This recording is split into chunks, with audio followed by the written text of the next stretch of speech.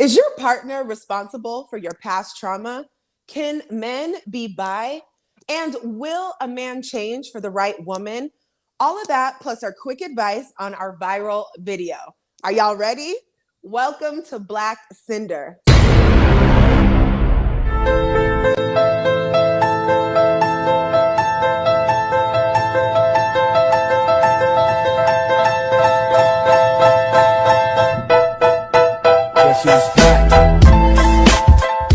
So, you know how it goes. We got our host, KB.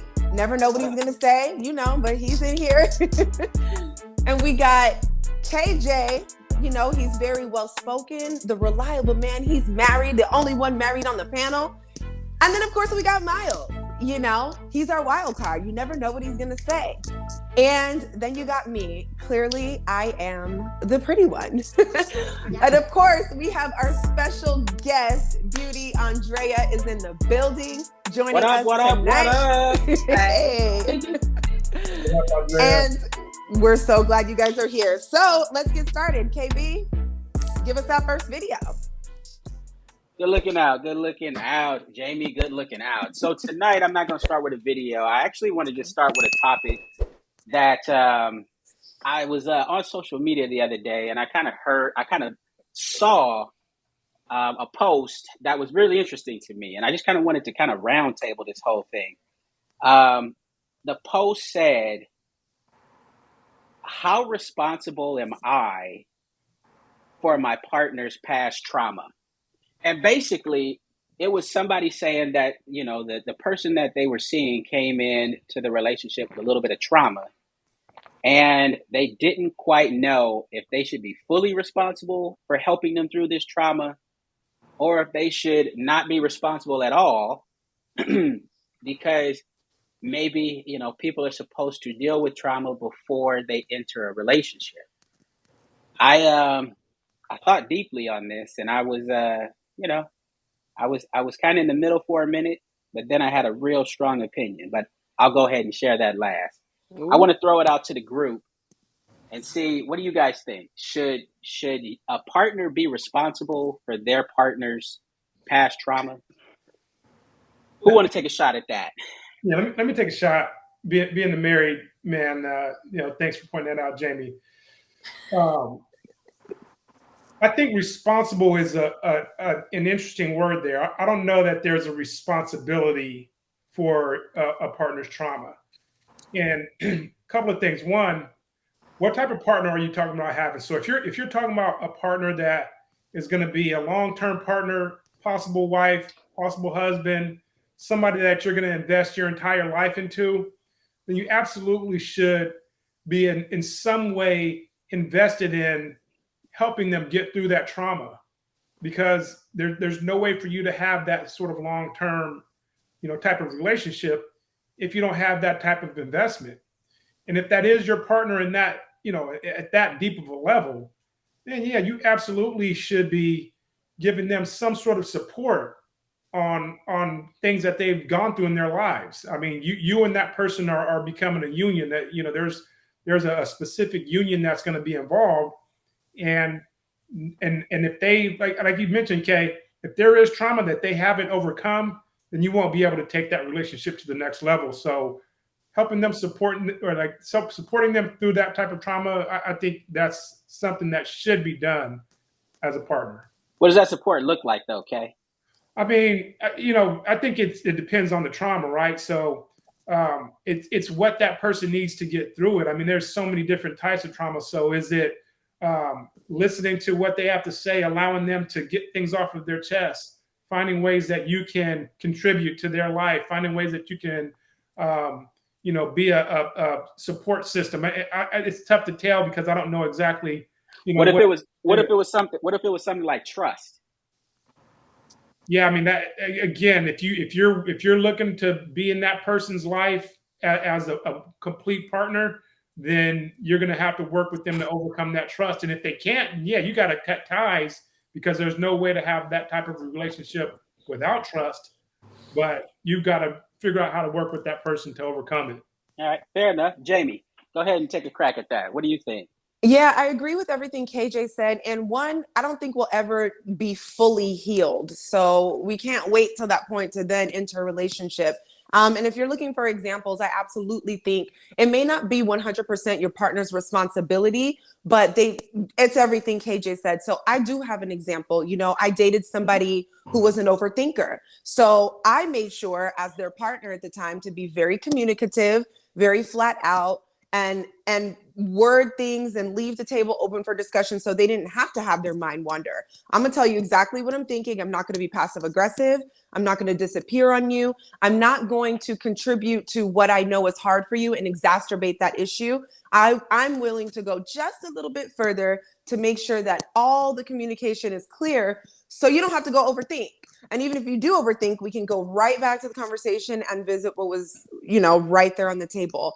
There's been times where, I had to kind of work my way out of anxious attachment because of an abandonment type thing. And I can share, I've done my work and my part by being able to clearly share my triggers, what had happened, let them know I'm working on it. But if there's a time that comes up and I'm feeling away, then they know everything that's on the table and maybe can offer me just a little more reassurance. It's not like they have to take the full load. Boy, who was the overthinker? How did that pan out? Did he stop overthinking with your help, or what happened? Not right away. I think it helped, but we didn't stay together long enough to really see if that was going to be something that they really, benefited from, to be honest. All right, Andrea. Welcome aboard. Give us your take.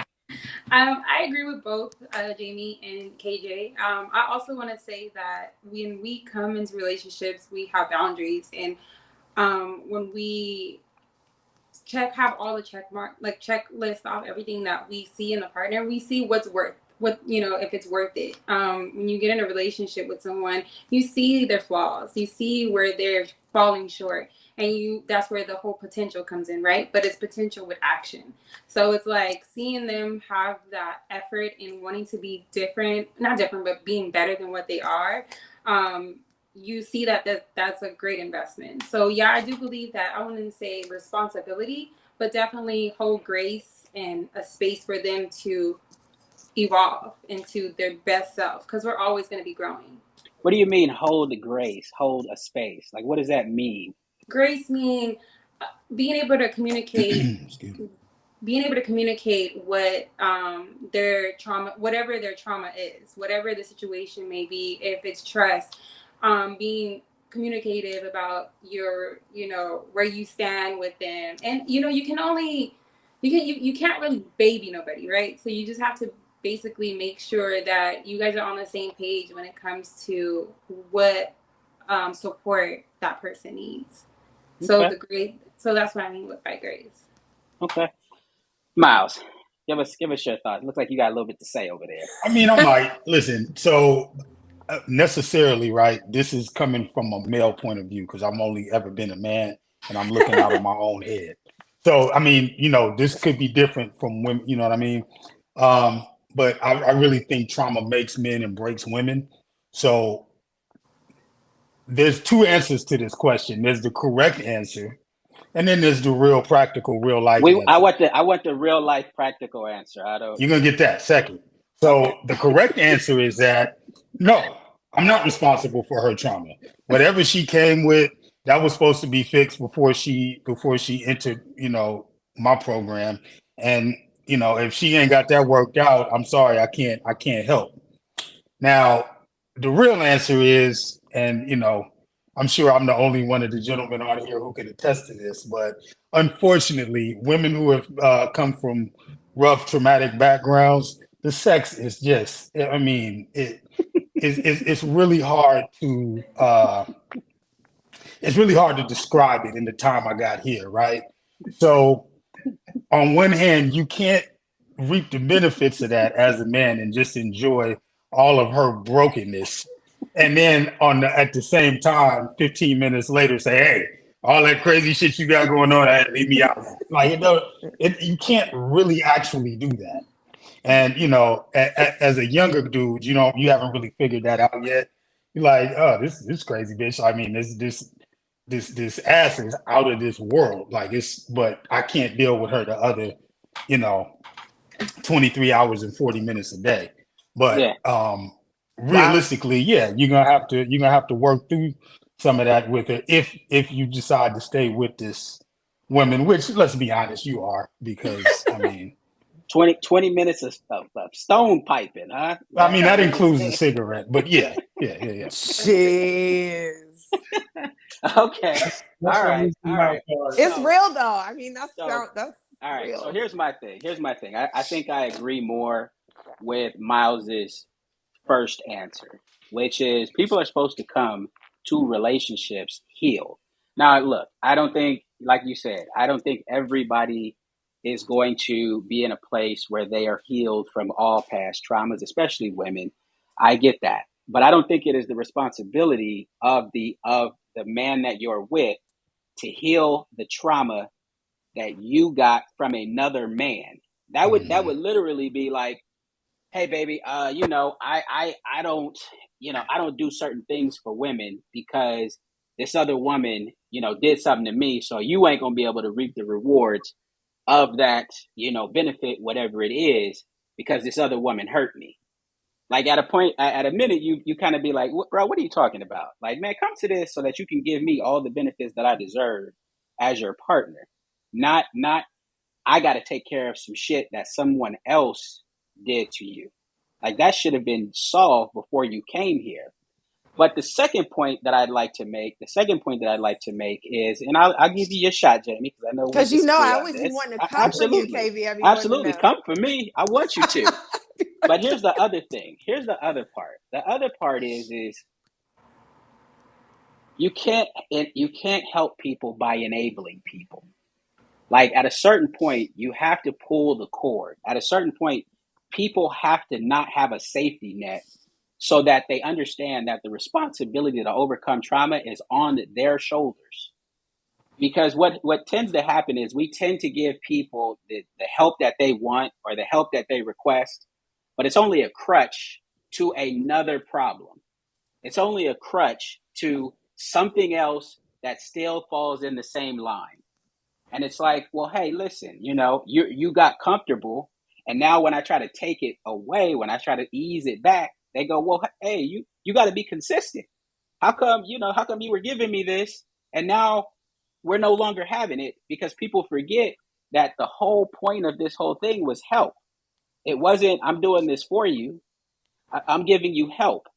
And I think help needs to come with no safety net. It should be. So you're saying like your support is like a welfare check to a woman. if I'm catching that.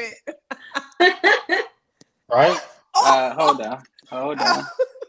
Got him. Shit. No, I'm just playing. It zoned me out. Okay, I'm back. Say that again. No, I'm saying like you call yourself helping somebody, but now they become dependent on it and they'll never be able to function without it. So you're not actually helping them. You're not. You're not actually helping them do that when you offer them help, because now you're setting a false precedent. Now you're setting that precedent that says, hey, I'm going to allow a certain behavior to a certain degree because you have some ailment. So I'm going to allow stuff that is actually toxic and bad for our relationship, but I'll allow it to see if you can help get over it. But what we're really doing is putting them in a comfortable space to continue that behavior. There's no real accountability on one person to take responsibility for this trauma, to say, hey, no, I got to take the blame for this. I actually shouldn't have came to you with this, but since I did, now I have to do my best not to make sure that I don't put this on you in any way.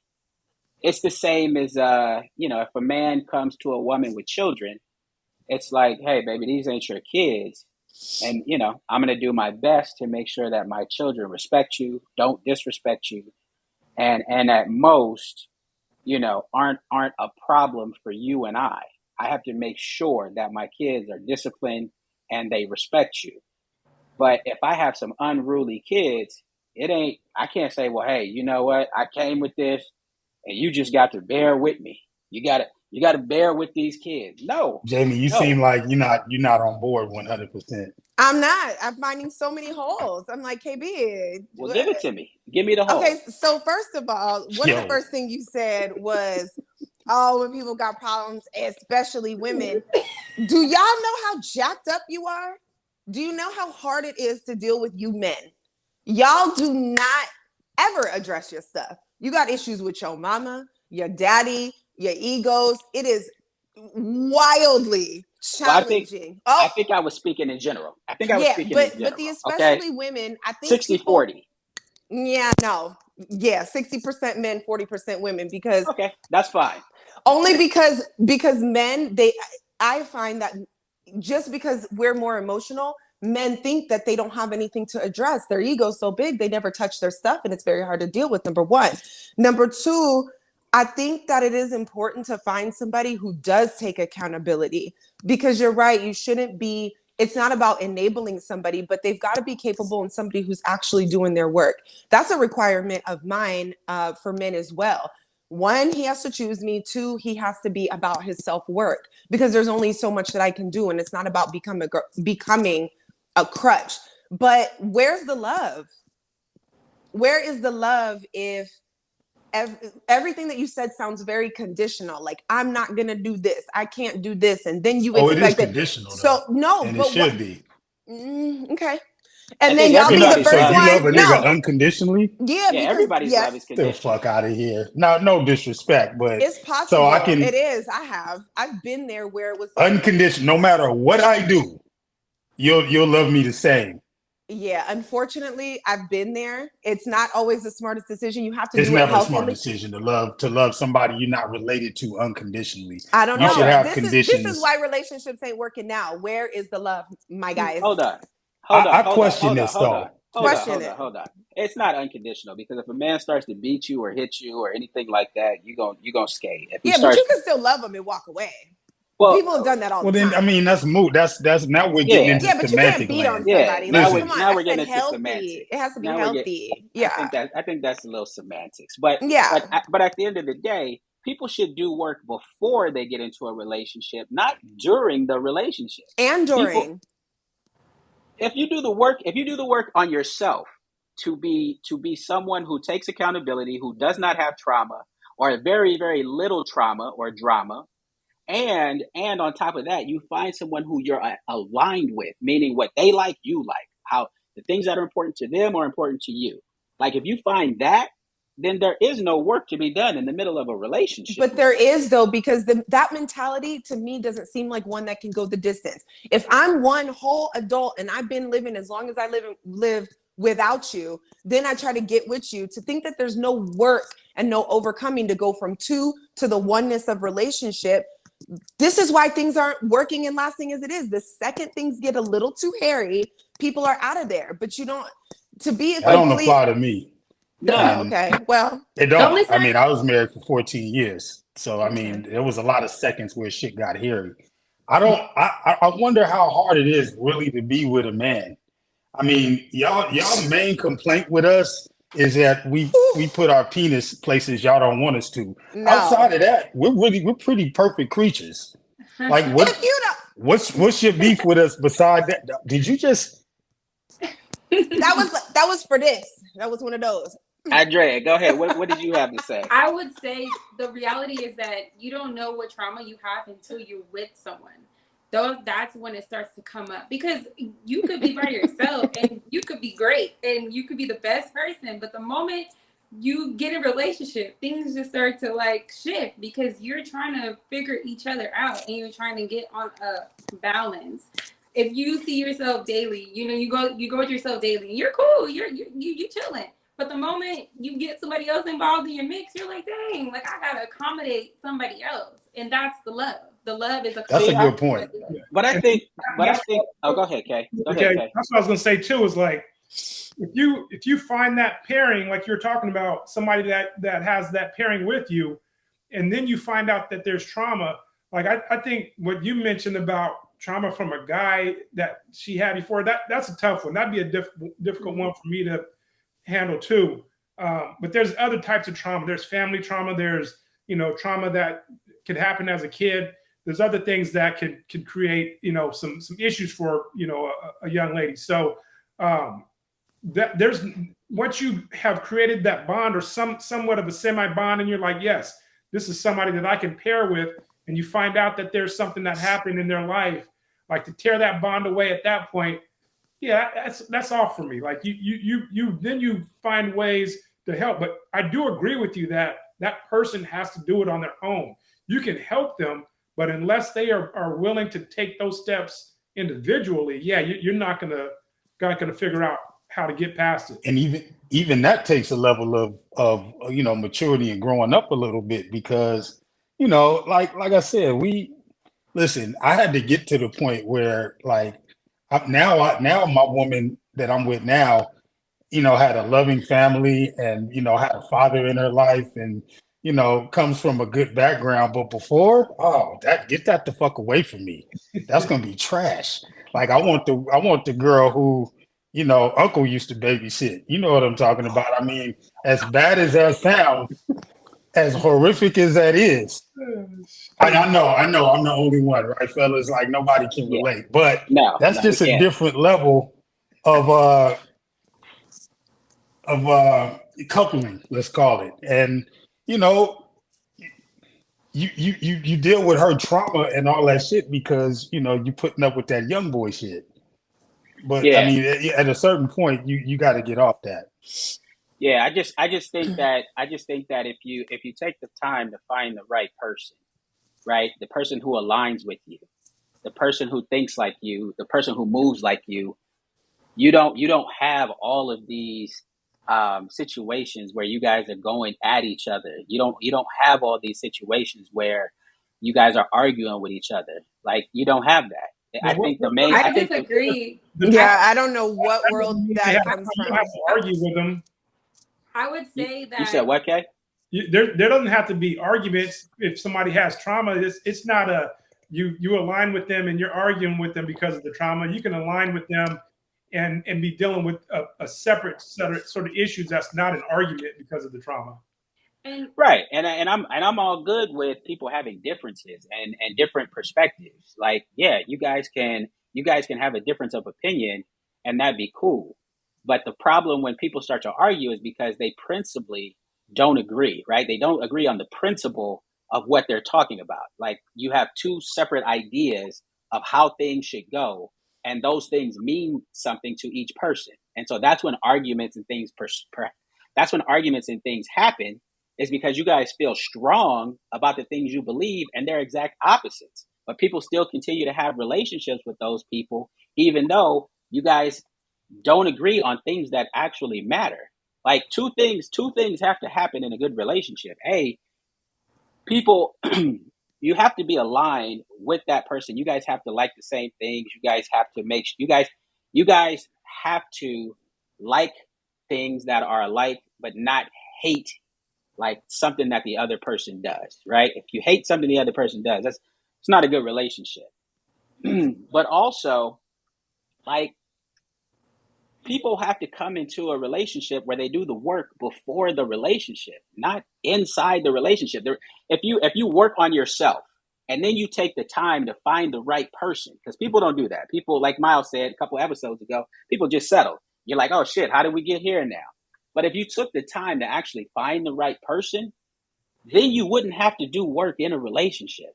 And when I say do work, that gets back to, like I said, the right answer and then the real answer. The right answer is, what you're saying is exactly how it should be. But in this real life that we live, shit is messy. Right. And this is like shit is not. That's utopia. In real life, very messy. Right. Shit And in is real messy life, out that's here. why in real life, this is why people today don't have good relationships. This is why people are miserable in relationships. This is why people ain't getting married anymore. None of this shit. Because instead of actually practicing the shit that actually works, we do the shit that makes us comfortable. And the shit that makes us comfortable puts a foot in our ass at the end of the day. Motherfuckers is mad. Motherfuckers is miserable. People can't get along because we do the shit that's comfortable instead of actually doing the shit that actually works. But that's You mentioned something about people need to like the same shit, and that's helpful. But what's also good is when y'all both hate the same shit. Like mutual likes are cool, but mutual hatred is so much stronger. I feel like when you hear some blaring ranchero music or something from the car, and you and your girl both look like, oh, like you be like, oh no, that's my baby. Like that's you know. Yeah, yeah. I But might I mean, not, she for might not you. like Tarantino movies like me, but we both hate fucking Adam Sandler or whatever. Like, you right, know what I'm saying? Like, right. Yeah, mutual like, mutual hate is good, but you guys just can't hate something the other person likes. no, That's that's not that's working. that's what, but this is the thing that we do though. The thing that we do is the other person hates some shit that we like, but since we're told, oh, there has to be work in a relationship, then we go, oh, well, we got to work on this shit. What does that I have to do hate with it and you trauma? like it, so we got to No, Not work much. on this. no. Really nothing to do with trauma. That's what I'm saying. Like, Yeah. Right. this Nothing brings Yeah. but trauma. with your go ahead, Andrea. Go ahead. I was just saying, the person I would say that you're aligned with, or the person you're supposed to be with the most, is the person that's going to be the most challenging, because there's going to take you're going to evolve, you're going to grow, you're going to push each other to be better than what you were, because wherever you were at before you met, you were in a comfortable state. And now you're having to share your life with somebody else. So it's going to be a challenge, but it's not going to be a challenge in the sense of where it's difficult, to where it's unbearable, to where you're not able to come to a middle ground. But that's where the work comes in. It's like the willingness. It's like at the end of the day, everybody has their shit, and you're just going to decide whose shit you're going to deal with at the end of the day. And how hard are you going to be willing to get to that middle ground? Right. Exactly. Like, when do you give up the second you break a sweat? Is it going to be like we're out, or are you going to really get in there? I understand that statement from women. Like, women think like, oh yeah, because women love direction from a strong man. Women love direction from a strong man. But a man does not want a challenge from his woman.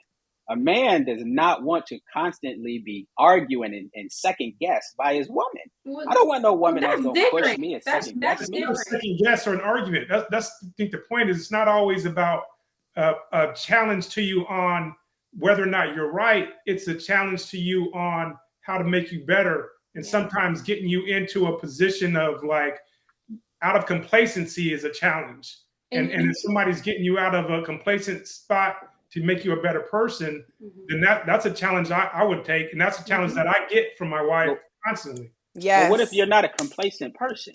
Oh, then what if you're a very aggressive person? You won't need it. You won't need it. I mean, it's not that it has to happen. Like, it's not a one size fits all. If you're constantly, growing and evolving and becoming better and taking those steps to be that next, whatever's around the corner, then she's just going to be, good to go. But if a good, partner, man or woman, is going to challenge you to become a better person consistently. I think you're mixing up the words trauma from toxic, because everything that you're saying is toxic. Like someone that can't get over X and bringing that into you, or not get over X, but someone that has dealt with someone from their past and they're like blocking you from loving them. That's toxic. That's not trauma. That's trauma that's toxic. So that means, they haven't healed from that, and you got to know how to know the difference. Like, there's toxic and then there's trauma. But you said that's trauma and that's toxic. No, I'm saying there's it could be a combination of both, but you have to thread that. Like, you've dated this person however long you've dated them, you've seen those signs. Like, people just don't appear messed up one day after, you know what I'm saying? You take I really do. this person, and then you realize, like, okay, they have this going on, and you decide whether or not I'm going to commit to this person or not. But trauma and toxic are on two different levels. Now, people have a combination of both, and then there's people that can separate it.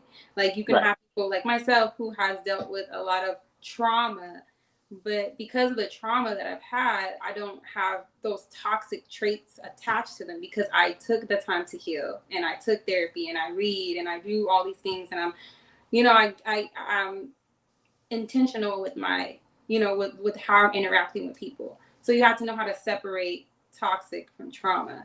So I think that's where you guys are getting to. So if we go back to the initial thing that I said, what if it was something like trust? Is that toxic, or is that trauma? it's toxic if they're like, where are you at? Why are you not here? Like, you know, and it's aggressive. You know, that's toxic. But it's What if it's something like, oh, I saw you talking to some girl at work today. What if it's something like that? Is okay, that and then toxic or is that trauma? yeah, that's toxic because you're like, okay, I was talking to a girl at work. At work. In that case, I all mean, y'all are toxic. But if she Every wants to woman ask, I've ever met is toxic. If that's the but case, if she y'all asks, ain't never seen your man talking to some chick that's halfway cute and just let it slide without a comment. The fuck out of here. but trust has to be That's built. not. That so don't exist. I could Yeah, see if she that's was jumping down your toxic. throat about it. But if she just asks and is just curious about it, then that's your opportunity. It is a cue for you to provide a certain level of reassurance and call it a day. But if she asks about it and you're like, man, then it's a problem. Hey, do I do my shoulders like that when she asks me? Man, Okay. Y'all the perfect pair. Yeah, when you got trust issues, that ain't no. It's like you where to love. You gotta sometimes. Miles, is it your responsibility to reassure her when she's Yes. when she's saying, "Oh, who's that girl you over there talking to?" No, it is not. It is not my responsibility. Oh, that's sad. If Right. she needs, well, That's that can be sad. sad, but Yeah. but no more than it's her responsibility to assure me that, oh, you know, If she was talking to a guy. ex celebrity, yeah, like I'm Yeah, not. but maybe your trauma is not trust. Maybe your trauma is something else. My trauma is my business. That's the thing. It's not her problem. My trauma is for me to deal with, not to visit upon another unsuspecting person that's just trying to live her life. You don't even know when your trauma is coming out. Sometimes it comes out in your behavior and it's unbeknownst to you. Mm-hmm. Who says I don't?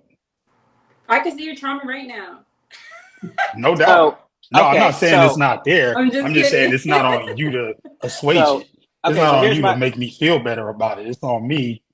But I know that's accountability, and we don't want to even step into that. Here's my question to Jamie. So, if it isn't reassurance confirming that person doesn't trust you? No, it's you understanding that their trauma lies in trust and being willing to give a little. That's it. It's just love. Okay, so then you give a little bit. Where does it end? Well, I agree with Andrea said. There's toxic. Like I said, if she's like, well, let me see your phone. Let me see your phone. Oh, it's Rachel. No. But what if it's always anytime you do business with a woman or anytime you talk to another woman, I think she's like, who is this? What are you doing? Like, I think as you grow, where do you draw the line? But that's what I'm saying, KB. You're really big on leadership. If you lead Correct. this thing the right way, it will end. It's not going to be forever because she's going to learn to trust you, the man she is with. No, I'm big on leadership. That becomes the new normal. Yes, once you get started. I don't agree. I don't agree with that. You don't have to. How many women you been with? Yeah, then you start to. I know you are one, but how many have you been with? Yeah, so if you want to learn how to hunt, you don't ask the deer, you ask the hunter. The deer don't know how to hunt deer. The deer just know how to be a deer. The deer has a story. The deer knows what's going on out there. Nobody wants the deer's story. They want the deer's ribs. Really? You sure? I'm positive. Believe me. Nobody wants to hear your stories. Even the niggas that act like they do. But here's the thing, though. Here's the thing. The thing is, God.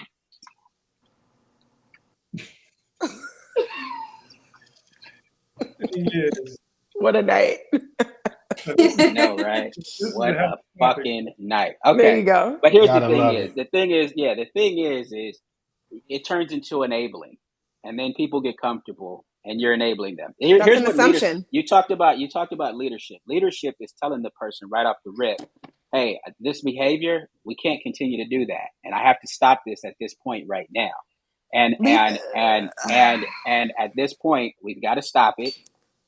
And we have to figure out, how to get you help to stop it right now. I think leadership is a demonstration. Leadership is a demonstration, not we need to stop this. That's parenting. Leadership is a demonstration of love after moment, after you be the person you need to be and show up in the fullness of who you are and let that be the runoff. Not you need to, that ain't, I mean. Right. I think I'm talking to you as a person on a show. If I was in a relationship with somebody, I would talk to them and say, hey, you know what, this behavior is a little alarming to me, and I think That's maybe fair. we should sit down and kind of talk about this. But I can't continue to let this happen. I can't continue to answer to you about who this person is and who this person is and who this person is. We're going to have to figure out a way to get this to stop, because ultimately it don't you stop got to on its trust own. me. I think it goes back to yourself, though, because then that means you didn't vet correctly. Then that means you too are drawn to their trauma because you allowed yourself to attach yourself to them, knowing that they've shown signs prior to you committing to them. So no, I agree. That can't grow. 100%. Yeah. I agree. It absolutely is on you to do something about it, because now you have let yourself become entangled with this person. And what you have to do is you have to make a change right now. Yeah, you should have. That's the accountability. That's the accountability that's on yourself as the man. You can't let this continue to fester. As the man and the leader, because you have let this get into your space, now you have to do something about it as a leader. You can't just it's not going to self-correct. There is no woman who asks you who that chick is, and then you tell her one time, and then she says, oh, you know what? I feel great. I'm reassured. Next time I see that, I'm never asking that again. Look how everybody's laughing at that. Does that even sound remotely? Like, come on, man. Let's live in the real world. Like I said, there's the right answer and the real answer. The real way is what I'm describing, and I feel like we all know it. I mean, I don't know. I'm not the jealous type, and the only time I've ever asked those questions was when I was married, and I knew my husband was not living in his at his best. So I think what would he say? You have to be able to thread. Every situation is different. You know what I'm saying? So that if you've given her a reason to, ask those questions, then that's that. But then that's on her too, because she's already aware of what time you want, and she's allowing her to stay. So it's on both people at the end of the day. So but that was because you didn't trust him, right? Yeah, because he wasn't doing things to be trustworthy. Okay, that's fine. But at the end of the day, if you don't trust a person, you shouldn't be with him, right? Right. But once he trusted you. He trusted you, so he could be with you because he trusted you. Yeah. But once you don't have trust, then what is there in a relationship? That's the root. That's the root problem, huh? That's the root. The root is you got to trust. If a person don't trust you, then what are they doing in a relationship with? You could grow in trust, I believe. No, but see, that's the thing. There's certain traumas. I think trust is like a wild card in this. Mm-hmm. Like that's one of those things where a relationship has very little to go on. Mm-hmm. I mean, and to Miles' point, it's not going to happen one time. And as a man, like to continue to be faithful and to continually be challenged at that, like that shit gets old real quick. So if you're doing your part, but you're constantly being challenged on it because of some trauma in the past, like trust is a different one that I think sort of it goes beyond where you can continue on, because there is no cancer. What is constant? You got to cut it out before it grows. It takes people time to change their behaviors, just like women have to have grace with men about changing behaviors. Men have to have grace with women about changing behaviors. So what is continuous? Is 2 months of questioning just too much when we're talking about a possibility of a lifetime of different, though. You know what I'm saying? Trust but no, listen, we talked about this a couple weeks ago. Like at the end of the day, you don't have to check the phone. You don't have to do any of that. As soon as the man breaks your trust, you're out the door. Yeah. Well, breaking trust, all of this, like, oh, well, it takes time and this and that. No, we talked about this last week. No, but it don't take no time. No, as soon but as you we were feel talking like about things ain't right, trauma. We were talking about people's trauma. So in the beginning of this conversation, I was under the impression that we're talking about somebody who just who's doing their work, they're accountable, but they come with a little bit of something, like we all do, everybody here, okay? Right. So not like, oh, he cheated, and then like you said, KJ, there's a lot of nuances when it comes to trust, but just out the gate, if this person is accountable, they do their work, they are in this relationship and you're privy to what their traumas are. And the question was about, are you responsible for them, and we're just saying, like, how do you join in the healing and walk alongside them? Like, when do you cut it off? Like, what's your cutoff? If this person has trust issues, they had trust issues before they got to you, and they're feeling a little way about the girl you're talking to in the office. Okay. And then next month you're talking to a different, how many months, what kind of time limit do they get? Because people don't change overnight, is what I'm saying. You got to figure out your non-negotiables and then don't negotiate. Right. That's it. That's going to vary from person to person. But like me, yes, because of what I've, my lived experience, the first time you start asking me about shit like that, you might get one talking to about, hey, I'm not tolerating that. The second time, now we got to make an ultimate decision, because that's a non-negotiable for me, and I'm not negotiating. Yeah. Wow. That's why. Yeah. Men are so lucky. You guys are so lucky. You get women. We're so graceful with you, because It's not luck. It's not luck. It has nothing to do with luck. One ass. It has nothing to do with luck. It has to do with the fact that I offer some value, and somebody out there sees it. Now, if you say I'm lucky for that, maybe, but she ain't doing charity work. If she didn't see no upside in fucking with me, she wouldn't.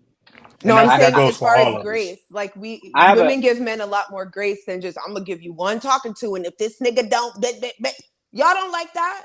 Well, y'all don't have the option to do that because there's less of us. Y'all don't. Like we got a bigger pool to fish in. Sure, that's not true, because there's so many toxic women. Yeah, these women are like, sure you do. Keep telling yourself that. We do. Okay. Y'all think there's as many because these dudes come up and talk to you, and so you think all these niggas are single. Nope. But all of these niggas got women. I don't think that. I'm grown. I've been through a lot. I don't think none of that. I'm very privy to what's going on around here. All right. Okay, well, what were you about to say? That's why we can be a little bit more discriminating. No, that's the problem. That mentality, thinking that you can do that, is why the state I got of dating, no particular problem. No, I'm living lovely this way. You get what I'm saying. I got one follow-up. I got one follow-up question for the ladies. All right. We talked about trauma, which led into trust, and I heard some interesting banter about trust and the timing of trust. As a woman, and the fellas, you guys can answer this later, but as a woman, when do you decide to trust a man? Is trust given immediately? Is it built up over time? Do you give it once you have an engagement ring? Like, when do you decide, hey, I need to trust this man? I think for me, I won't enter a relationship unless I can trust the man. I do rely on my intuition a lot, and I'm one who is gonna be given. You would have to take that away. If I decide to be with you after the vetting period, then I'm gonna trust you, and what you do with it is going to be if I continue. And I do think it's something that can also, you'll have the trust, right? Let's say it's this bucket, and you will continually drop in the bucket with your behaviors over time. So it becomes something that overflows, or even a bigger bucket of trust, or it'll be something that you pull away from. Like, it'll be on you. But if I choose you, I'm pretty willing to trust. I don't need the extras, or else I wouldn't even be there. That's interesting perspective. Andrea, what do you think? When do you give trust? I agree to what she's saying. I'm more so like, I trust myself. So if I trust myself, then that means that I automatically have that trust with you. But the moment you show me that you're not trustworthy, then I pull out. You know what I'm saying? So I'm just like, okay, well, because it's not a deal breaker for me. It's not hard for me to give you my trust. It's not gonna kill me if you do something to break my trust. It's just gonna only fall back on you if you break that trust between us. So it's like I don't come in anything with any reservations. I'm like, I'm here excited to get to know you. I'm here ready to go on this journey with you, whatever that may be, and let's do this. But the moment you break that, then I'm like, oh well, dang, I can no longer entertain you, but I wish you well. And that's kind of interesting, because it sounds like, and y'all ladies correct me if I'm wrong, but it sounds like in the trust compartment, so like y'all start off at the top at 100, and as it gets broken, it'll come down to whatever level it gets to. Whereas I don't know about y'all fellas, I pretty much start maybe at 50, maybe I'm in the middle, and then as you show me, it should go up or down. Like it'll go up or down. Some people might start at 0, and you got to fill that shit up from 1. Like Why how do does yours y'all? start at 50, Miles? Why? Because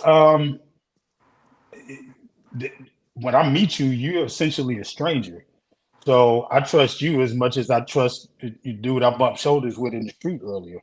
Like I don't know you. You know, I don't trust everybody implicitly 100%.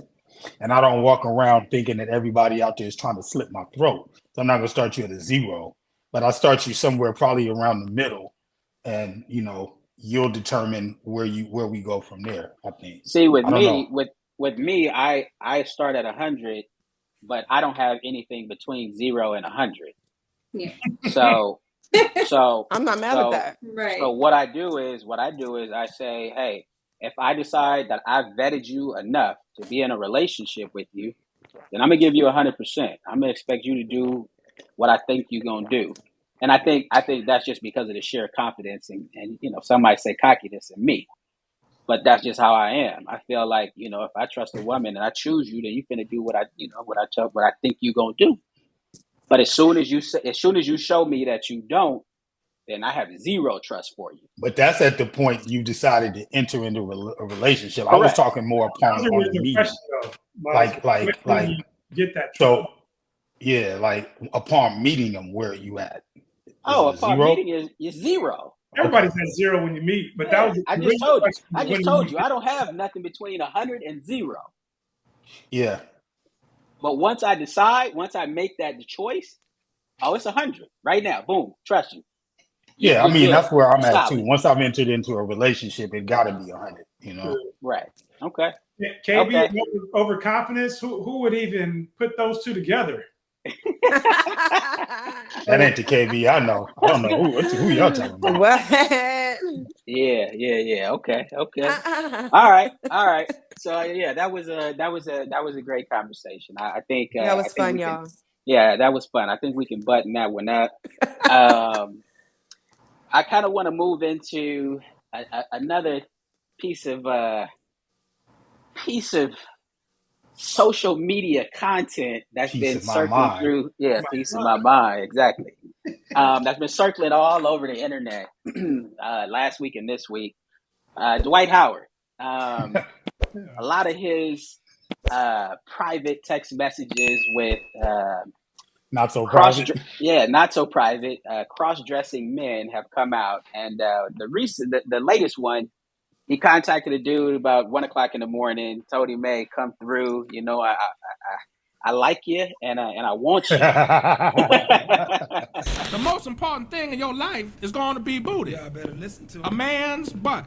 Booty, getting some booty is more important than eating food. It's more important than drinking water. If I see a man I like, I tell him like this here. I like you, and I want you. Now, we can do this the easy way, or we can do it the hard way. The choice is yours. What you want, Tom? What's it gonna be? Dude sent him some pictures of his private parts. Told the dude, "Hey, come on through. I need that action." And they end up having some type of threesome with another dude. But the kicker was halfway through the messaging, before the dude came through, he told the dude, "Hey man, I just want to let you know I'm not gay." And the dude was like, okay, all right, that's cool, it's all good. And so that whatever. whole thing went down. Yeah, that whole thing went down. The dude got upset, released all these text messages that Dwight Howard sent to him. And I had this conversation with a couple of my friends, and we got into a disagreement about men being bisexual. I say men cannot be bisexual, but I've had some friends who said, men can be bisexual because women can be bisexual. And I had to tell people, no, women can be bisexual, but men can't be. But I'll throw that out to the group, to the panel. Who wants to take the first crack at that? Who thinks the same as me or different? Who wants to get in trouble? I think the same as you, KB. Hell no. Men can't be bi. Okay. If you're a man and you mess with dudes, you're gay. I don't have, and I'm sorry, it is what it is, and women can be bisexual. Call it bias, call it whatever you want. What is all double standards and blah blah blah? If you're a man that messes with other men, you gay. I'm not what? Okay, what you think? Yeah, I agree. First, Dwight Howard has shown that he has a mental illness. I think there's something that he needs to get addressed. Completely separate from like the whole situation. He's got a mental illness that he's got to get addressed. Because he's not being himself. He's got to. He needs to go He's ahead and got let to. everybody know he's gay and stop trying to be a basketball player with bad chicks and da-da-da-da. He probably is depressed because he's not being himself. Yeah, and just throwing more fuel on it. His son was at the house. Like, there's just so much going on in that story that is completely throwing me off. I think he has a mental illness that he needs to address. But aside from that, I do agree. Like, I probably have a lot of double standards for men and women. Young, with my son and my daughter, like certain ways that I treat my son and where I treat my daughter. To me, there's some old-fashioned things about how we should raise our kids, how we should live our lives. I don't have anything against somebody being gay, being transsexual, or whatever it may be. But the matter of fact is, if you are a man who likes other men and can have sexual encounters like that with other men, then yes, you're gay, and that's fine. Just come out and say you're gay. And like you said, Jamie, he could probably live a better and more comfortable life by coming out and say that. And most men who are in that position could probably live a better life by coming out and saying that as well. That doesn't keep you from being able to sleep with a woman who wants to sleep with you, but just, be comfortable with yourself and the person that you are, and let the world know that you're gay. I agree that's basically you are a gay man. Andrea, you look like you pondering something over there. You look like you got something brewing over there. What you got brewing? No, these topics are just a lot. And welcome to Blk Cinder. I don't want to shame anybody for their choices or anything like that. Shame. I believe that, in the culture that we live in, it's shaming, so as respect for the LGBTQTA, whatever the pronouns are, I'm sorry, I don't know them. If you're a guy and you want to call yourself bisexual, hey, be bisexual. I really don't have an opinion on it, because I feel like, who am I to tell somebody what they are and what they're not? I feel like that is their own issue. That's their own lifestyle. If they want to be bisexual, if they want to be gay, if they want to be whatever it is, that definition that they want to define themselves as, then that's just what it is. People are changing their sex. So, they're calling us women, cis women, which I don't agree with. I'm not. We talked about that last week. Yeah, we sure did. I'm a woman, but whatever. But at the end of the day, like, I'm not speaking for what a man wants to do with his sexuality. Hey, if you love it, I like it. I love it for you. I love that for him. Like, okay. All right. Let me throw out a little disclaimer. Blk Cinder in no way encourages any hate on the LGBT, bisexual, gay community. Correct. These are just topics for education, but in no way do we condone or preach any hate or violence towards the LGBTQ society. Or anyone else. Or anyone else at that. Anyone else at that. All right? Yep. Miles, you have to tell us what you have to say about it. Was that for Miles' response here? Possibly. Listen, man, I'm not going crazy on this. Y'all got it. From Oxford, bisexual, adjective. Sexually or romantically attracted to both men and women, or to more than one sex or gender. That's what the word bisexual means. Or does it just mean whatever we want to say it means? Because by the definition in the dictionary, man can be bisexual. Man can be sexually attracted to both men and women. I don't even think it's controversial to say that. As far as Dwight Howard's concerned, you can say, oh, well, if he would have just came out, he'd be living a better life. But I mean, the industry that he's in, maybe that's not true. This dude's been in the NBA since 2004-ish. And there's been, I think, one openly gay NBA player who came out and immediately retired. So I can't say that he'd be living a better life. But more than anything, we're going to have to determine whether words mean what the dictionary says they mean, or do we just come up with our own definition for them as they suit us? I mean, if you look around Yeah. at this day and age, I think we're doing a lot of coming up with our own. Well, I'm everything. talking about us, we, meaning the 5 people that are on this. Yeah, on the screen at the moment. listen. I shared Oxford, my opinion. Oxford got a bunch of dictionary shit for all types of people. What is a man? What is a woman? They done switched all that all up. So I'm not. Well, if they're not the sure. authority on the language, and I'm asking who is. Me. Got it. I am. That was my question. Are we determining it, or? Yes. Yeah. Okay. Cool. Go ahead. I am. And here's the reason why. I don't believe that men can be bisexual, because everything in a man is aggressive. Everything in a man is combative. We are not nurturers. Women are nurturers. And so as a nurturer, yeah, women can nurture women. They can nurture boys, girls, little girls. They can do it all. But men, we are not nurturers. We are protectors. We are providers. And we don't share with other men. And the reason that is because, for example,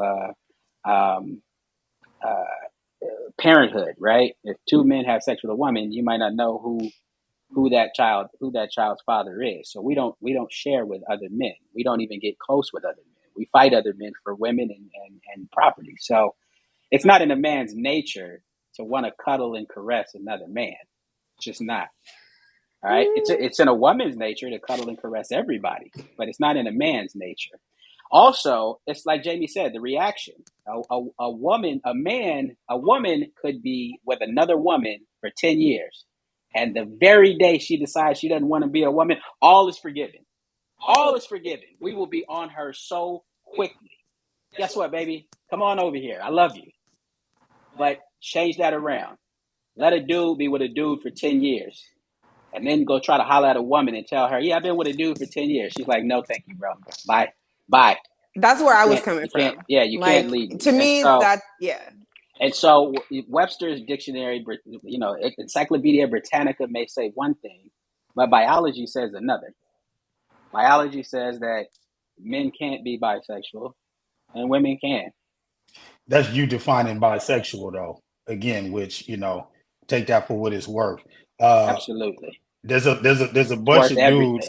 There's a bunch of dudes who live their entire life as heterosexual men, and then for whatever reason find themselves in the penal system, no pun intended, and immediately begin exercising their aggressive, conquering nature upon other men sexually.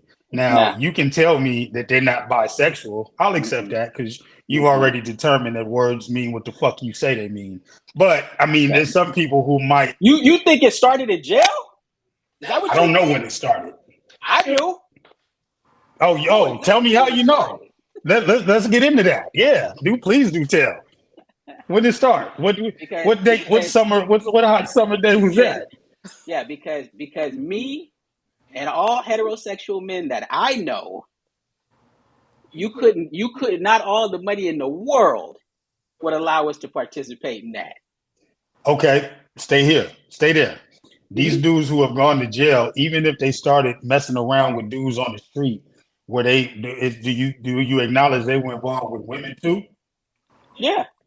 Okay, so your personal definition of that word notwithstanding, how is that not bisexual? It's gay. Once you mess with a man, you're gay. Got it. All right. Plain and simple. See? That wasn't hard. No, it's not hard. It's incorrect, but it was very simple. Yeah, it's not right. All right. Struggling with like where it's a level of not disrespect. I can't remember what you said, Andrea. Shame, right? Like I don't think there's any shame in that. I think that it's more so like there's no lack of respect. There's no shame in saying that to the person. I just think that it is what it is. Like I don't have a lesser value of the person for that. Like I don't shame them for it. I'm not saying that Dwight Howard should be ashamed of himself or that, there's a lower respect for him. I have the same respect for him as I did, prior to this story and prior to the story we heard, 2 or 3 years ago about the same stuff. So, like, I don't mind.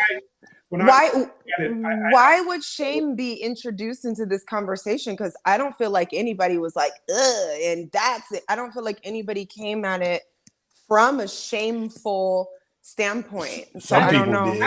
I would say shame in the sense of shame in the sense of like not using the appropriate terminology that they see fits for themselves. Like did he come out and say he was bisexual? No, I'm not saying about him, but I'm just saying in the sense like of anybody. Because the question was, can a man be bisexual? Right. Mm-hmm. And there are men that identify themselves as that in that community. Mm-hmm. And I know women who deal with men who are bisexual and who are in relationships with men who are bisexual. You might have been to Atlanta recently. Huh? I get it that it happened. Yeah, Atlanta. Well, I don't. Just because someone says there's something doesn't always mean that's what they are. Like, I know people who call themselves horses and dogs. If you on social media, there was a dude in a dog suit being walked around by a woman, and he said, "Hey, I'm a dog," and it's like, okay, bro, all right, like, come on. So just because somebody says there's something, if I say, "Nah, I disagree. I don't believe that's what you are," I don't think for me that I'm trying to shame that person. I just think that we have a disagreement in opinion. I think the shame is like not addressing the community. Like, it's a community, like, it's a community of people that identify as such thing, and it's to like dilute it to be what we think it is. Oh no, you're that because I think you're that because that's my definition of this, but that their definition of what they are is bisexual. Not saying that he is, but any guy that identifies like that. But speaking becomes very easy if I decide words just mean what I say they mean. Right. I become a great orator at that point. Yeah. But but their definition of, me being a biological woman is a cis woman. Right. I don't receive or accept that, but if that's what they want to use, like, knock yourself out. So I kind of like feel like it's the same thing. I don't subscribe to it. I don't own that title as my own, but if that's what you want to use, then that's on you. But I don't connect to that, Right. So it could be, I feel like it could be both sides of the coin is what I'm saying. Right. But more so like bisexual is an actual an act of, versus cis is just like a title. So like they're consider themselves bisexual because of their sexual preferences, which is mean they're attracted to two different people. Like I'm just saying, like, right is right, wrong is wrong, right? Like, out of respect is like not diluting their terminologies, not diluting what they are because of what our perception or how we perceive them to be because of the history that we know what gay is, right? By the way, the definition, the Oxford incorrect definition of the word bisexual says attracted to both sexes. It doesn't say anything about acting upon it. So now we're convicting people of thought crime. Right, I get it. Correct. And look, technically, I respect that, Andrea. I can get with that. I can see where you're coming from and see where somebody is coming from in that sense. So I respect that. I think. Real quick, Miles, if we look at the definition of gay, wouldn't that person fall into that definition as well? I don't know. I haven't looked it up. I'd be happy to. That's a good one, Kay. That's a good one. That is a good one, Kay. Sexually or romantically attracted to people of one's own sex. So I wasn't wrong. So I guess I'm not wrong either. Okay. So I guess my definition is correct. I guess we can see where it came from. So there can be some overlap because neither one of those definitions is is because I wasn't It's coming fine. from a place grammatically of incorrect. shame. Yeah. No part of that Right. was coming from shame But to shame them on their. yeah, Even Right. though Andre, I even know what you're saying. I totally get it. I'm not Right. knocking that. I'm also yes, and Yeah. like that was That's the a energy. difference without a but distinction, though. It's Right. like saying, hey, yes, a Porsche is a car and a Porsche is a sports car. Well, yeah, both of those are technically correct, but Right. one I'll definition take is it. more descriptive and more Mhm. useful in describing what that is. Good one, Miles. I'll take it. yeah, yeah. We can. I'm pretty sure we can talk for days on the semantics on the I mean, semantics you of asked me to gay look and the word up. I bisexual. wasn't going down that Who path. I asked you to look love a that? good Oh, dictionary okay. definition. I love it. All right. Yeah. Well, All I mean, right. those are the only definitions there actually are. Anything else, and we're just making shit up. Well, I So wasn't making when in anything up. doubt, Yeah, that's a good place to refer. yeah. All right. All right. Well, anybody else got any last words on that? I No. think we can go on and on with that one. All right. Last off, I like to end the show with, giving advice, right? Giving back to the people, giving back to the community, not just coming on the show for entertainment It's and philanthropy. and crazy shit. But I like to give back. This is our like Miles said, this is our philanthropy part of the show. And so with that being said, I saw a video on the internet that I want to share with you guys. This poor bastard, he died. He I'm He gonna, dodged the bullet. I'm gonna delete that part. I'm gonna edit that part. No, why? I That's thought the we was best part. live. That's the peak of the show. All right. He's having trouble with women, and so I want to watch the video real quick, and then I want to give each one of you guys a little bit of time to kind of give this young man some advice. So I just left the restaurant after waiting 30 minutes for a date to show up, and apparently I got stood up. I don't know what to say. Like, I'm trying to do everything right to be a gentleman. I brought flowers. I've been consistent talking with this girl for 2 weeks, trying to get to know what she likes, what she doesn't like. I made plans. I picked the restaurant, the day, and the time. I've done everything to be just the kind of guy that would value somebody's time.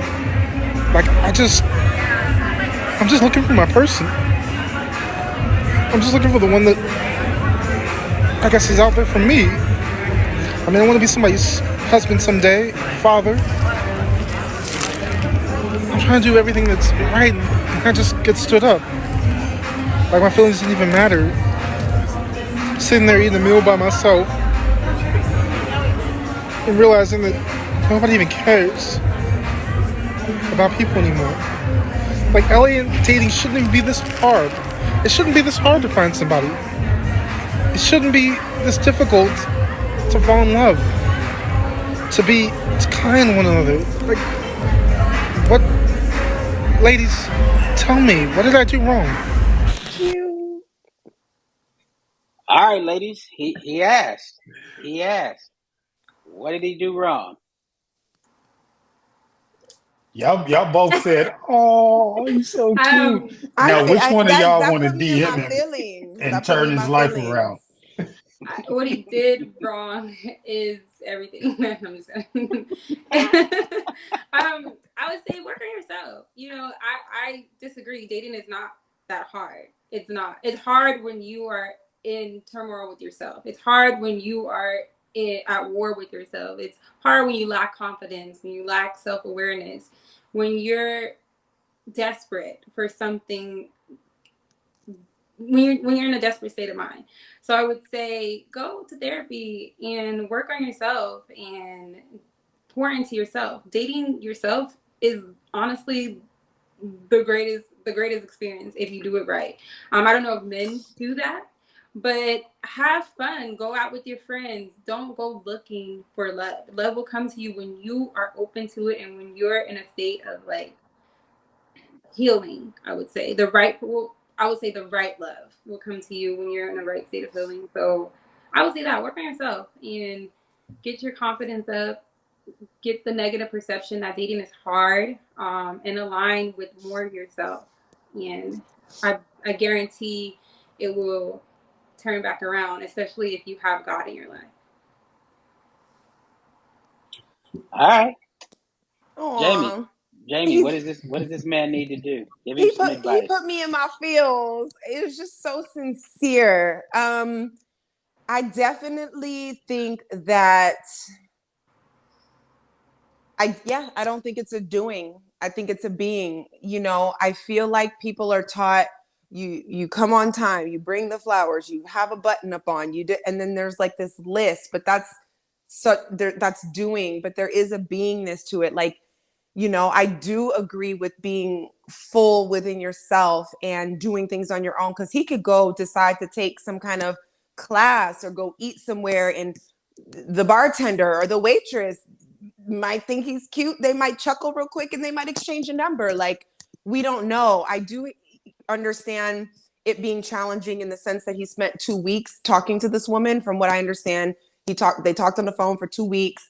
And so it's hurtful. Those kinds of things happen, but that's what I would tell him. Like, buck up, champ. Like, those types of things happen. Doesn't mean anything's wrong with you or you did this or did that. But there is a more fullness of self-love that I feel like can always be cultivated in relationship and out of relationship, but less like, what did I do wrong? And I don't really think anybody's ever going to get anywhere with that type of mentality, kind of like what Andrea said. So yeah, just love yourself, have fun with it, remove the desperation, not saying that he has it, but you know, a little bit, and just, you know, let it work for you when it does. He's got to know when he knows and make a move then. And jump in there, Miles. We're all in the same boat at the end of the day.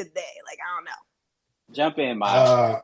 If I were to give advice to this poor bastard, as he was so adequately described, get in touch with the people at TLC.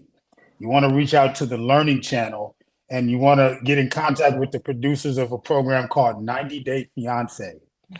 What you want, what you need, it's not going to happen for you in the United States. You need a poverty-stricken woman from a developing nation. You need somebody living in a third world hut of poverty who can grasp at you as the last port in a storm, and will appreciate you and all that you are and all that you have to offer. War-torn Ukraine, Southern Sudan is a good place. This is the Miles I know. North Korea. I mean, there are women, you know, you look in American, but that's a small sliver of the female population. You got to think globally. You got to get away from these women with options, because it's not going to happen to you. By the way, in the background, I heard Smack That by Akon, which I haven't heard in years. And that shit was kind of slapping. And I think when we're done here, I'm going to go, hey. Let's smack that. So, yeah, no, my guy, these women in the United States can smell it coming off you. It's coming out your pores. It's hopeless. It's not going to happen. You want to get in touch with the Learning Channel, 90 Day Fiance. You understand that? Yemen, Beirut, certain backwards areas of Colombia. I feel like these are fertile grounds for what you got going on. Okay, give him man some advice. I'm done. That's a tough one to follow. That is. That's just what I got. Yeah, it's good.